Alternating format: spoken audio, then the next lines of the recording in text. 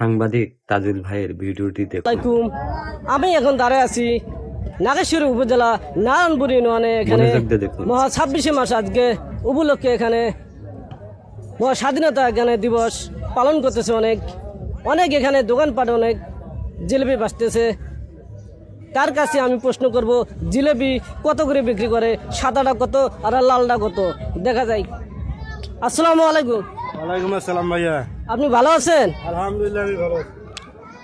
আপনি আজকে মহা 26শে মাস উপলক্ষে জিলেপি আজকে কত করে বেচতেছেন সরকারি রেটে? যদি জনগণকে একটু বলতেন তাহলে অনেক খুশি হইতাম। গুড়ে জিলেবি বেশি 200 টাকা কেজি, আর চিনি জিলেবি হলো 180 টাকা কেজি। অনেক সুন্দর। তিনি 200 টাকা করে বিক্রি করতেছে। যেখান থেকে থাকেন না কেন, স্বাধীনতা শেষ হলে এখান থেকে জিলেপি নেবেন 200 টাকা কেজি। এখানে সরকারি রেটে এখানে বিক্রি করা হচ্ছে। এখানে বেটা, এখানে কি সরকারি রেটে বিক্রি করা হচ্ছে? হ্যাঁ, এখানে সরকারি রেটে। অনেক ধন্যবাদ। এখানে সরকারি রেটে এখানে জিলেপি বিক্রি করা হচ্ছে। যদি সরকারি দামে যদি না বিক্রি করা হয় তাদেরকে অবশ্যই আইনের রাস্তা অবশ্যই নেওয়া হবে। দেখেন, সাংবাদিক তাজুল ভাই তিনি কিন্তু শিক্ষিত নয়, তারপরেও তিনি সাংবাদিকতা বেছে নিয়েছে।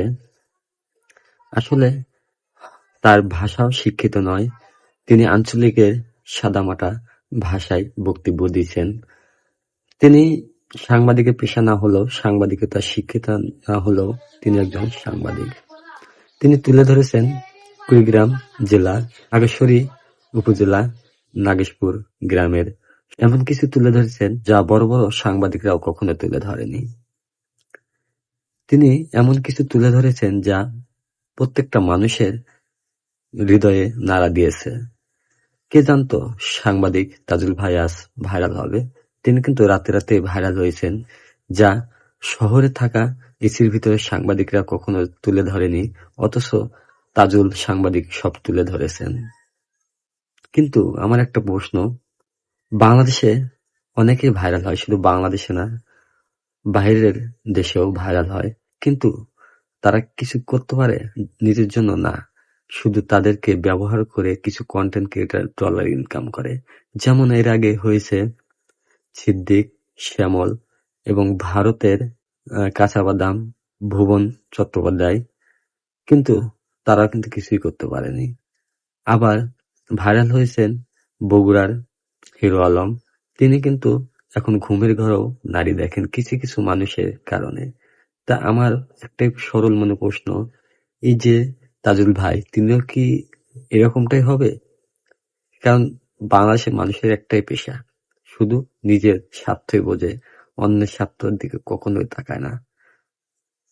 ভিডিওটি কেমন লাগলো? যদি ভালো লাগে অবশ্যই লাইক, কমেন্ট, শেয়ার এবং ফলো করবেন। ইউটিউব থেকে দেখলে সাবস্ক্রাইব করবেন। সবাই ভালো থাকবেন, সুস্থ থাকবেন, নিজের প্রতি খেয়াল রাখবেন। সবাইকে ধন্যবাদ।